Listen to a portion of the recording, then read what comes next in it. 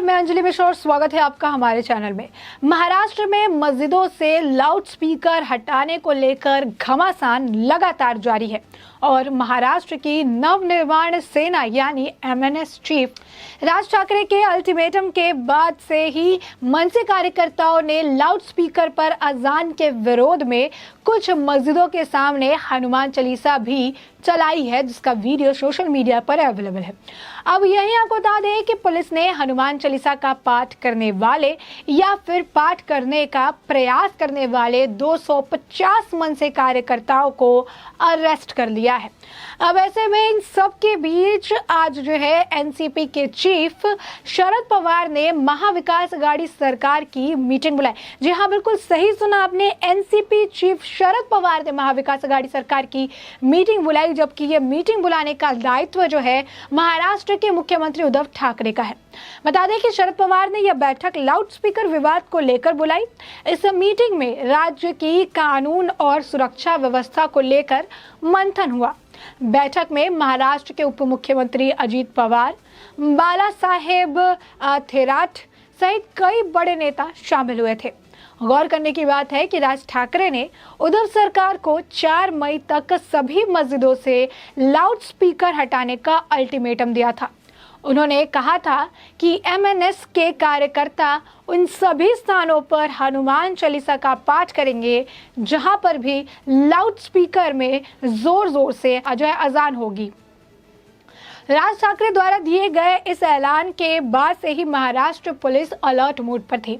उन्होंने कई सारे जो मनसे के कार्यकर्ता हैं उन्हें भी नोटिस जारी किया, भाजपा के कार्यकर्ता उन्हें भी नोटिस जारी किया। नोटिस जारी करके कई लोगों को महाराष्ट्र छोड़ने की भी हिदायत दे दी। 15 दिन के लिए महाराष्ट्र छोड़ने की उन्होंने बात कही। वहीं आपको बता दें कि पुलिस ने मस्जिदों में जाकर लाउड स्पीकरों की आवाज भी चेक की। कई मस्जिदों पर लाउड स्पीकर नहीं चलाया गया। वहीं एमएनएस कार्यकर्ताओं ने भी उन जगहों पर लाउड स्पीकर पर हनुमान चालीसा का पाठ किया जहां पर मस्जिद में लाउड स्पीकर पर आजान दी गई। पुलिस ने अब तक मनसे के 250 कार्यकर्ताओं को अरेस्ट कर लिया है। इस पूरे मुद्दे पर अब शिवसेना के नेता संजय राउत का भी बयान आया है। उन्होंने भी इस पूरे मामले को लेकर टिप्पणी की। उन्होंने कहा कि आज मंदिरों में लोग लाउड स्पीकर से आरती नहीं सुन पाए, इसीलिए मैं हिंदुओं के लिए आज काला दिन मानता हूँ। इतिहास में कभी नहीं हुआ था, लेकिन अब भाजपा ने जिस प्रकार की राजनीति राज ठाकरे जी के साथ शुरू की है, उस वजह से आज काला दिन है। यही नहीं, आपको बता दें कि महाराष्ट्र की राजनीति में इस वक्त दो फाड़ देखने के लिए मिल रही है, दो गुट हो गए हैं। महाराष्ट्र नवनिर्माण सेना यानी मनसे और भाजपा, जो कि महाराष्ट्र की महाविकास अघाड़ी की सरकार के घटक दल है यानी विपक्षी दल है। साथ ही मनसे अध्यक्ष राज ठाकरे के आदेश पर आज से मनसे के भाग्यों के खिलाफ आंदोलन शुरू कर दिया गया।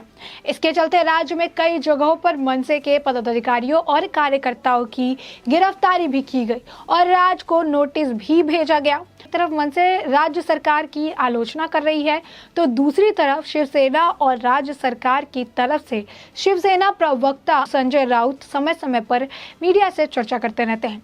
हालांकि इन आरोपों के बीच फिलहाल संजय राउत का एक बयान जो है वो भी काफी ज्यादा चर्चों में आया था, जहां पर उन्होंने एकमात्र मनसे विधायक राजू पटेल ने उनके बयान को लेकर उन पर निशाना भी साधा था। जो बात अभी हम आपको बता रहे थे कि शरद पवार मीटिंग कर रहे हैं, महाविकास अघाड़ी के कई नेताओं को बुलाया, मंत्रियों को बुलाया है।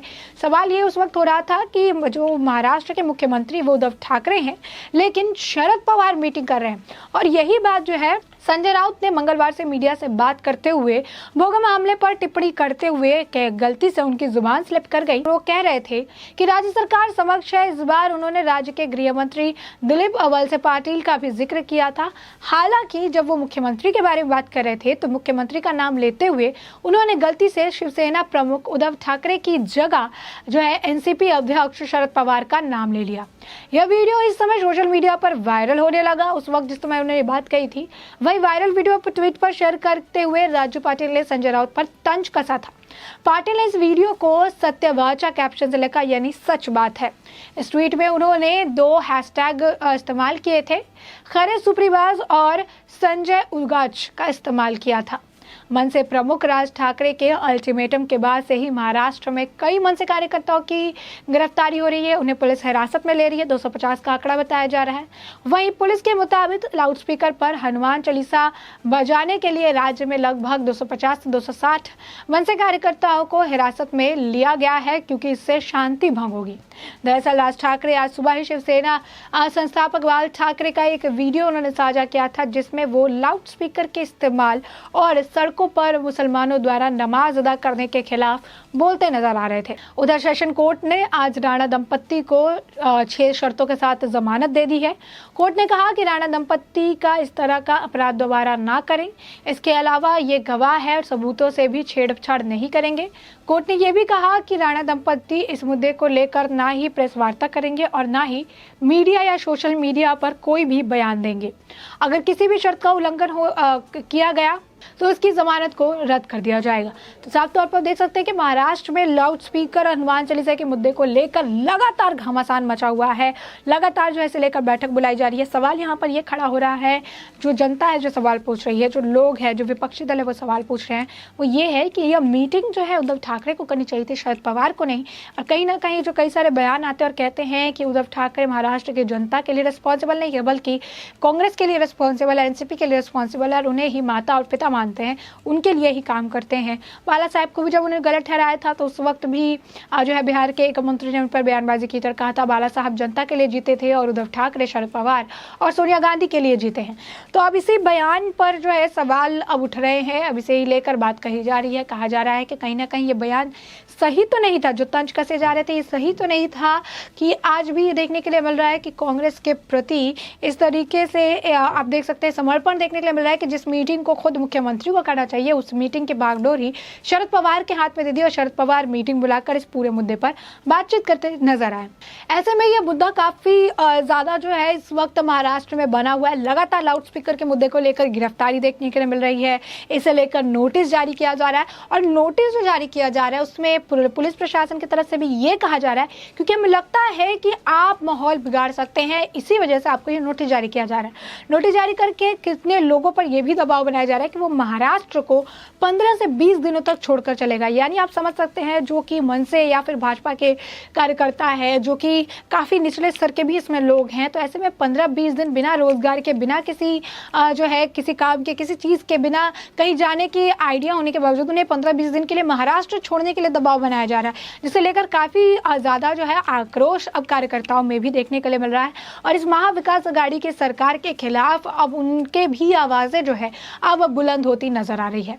तो साफ तौर पर महाराष्ट्र में और पूरे देश भर में आपको बता दें कि लाउड स्पीकर का मुद्दा एक बड़ा मुद्दा बन के उभर रहा है। पहले महाराष्ट्र से शुरुआत हुई, उत्तर प्रदेश, राजस्थान और अब देश की राजधानी दिल्ली में भी लाउड स्पीकर को लेकर अरविंद केजरीवाल को पत्र लिखे जा रहे हैं, वो भी भाजपा की तरफ से।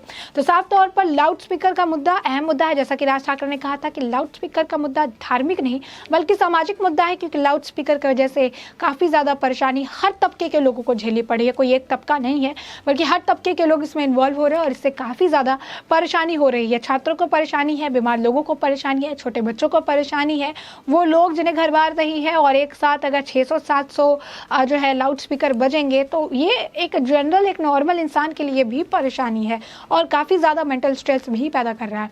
तो ये जो है मुद्दा है, अब इसे लेकर शरद पवार कानून व्यवस्था लचर ना हो, कानून व्यवस्था सही, क्योंकि अल्टीमेटम राज ठाकरे द्वारा दिया गया था 4 मई का, वो अब खत्म हो रहा है।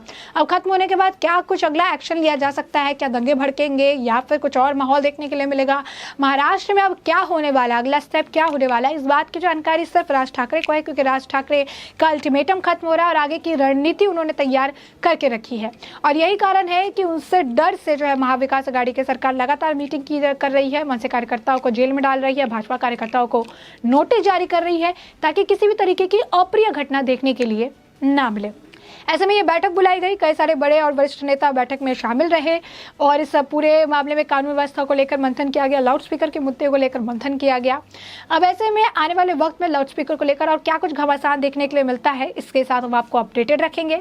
फिलहाल के लिए आपने ये पूरा मामला विस्तार से जान लिया है कि ये लाउड स्पीकर से जुड़ा हुआ मामला क्या है, बैठक क्या हुई थी, बैठक में कई अध्यक्षता किसने की, बैठक में कौन लोग शामिल थे, बैठक में किस मुद्दे पर मंथन हुआ, इन सभी के बारे में आपने विस्तार से समझ लिया है। तो इस पूरे मुद्दे पर आपकी भी जो राय हो हमें हमें कमेंट सेक्शन में कमेंट करके ज़रूर बताएं।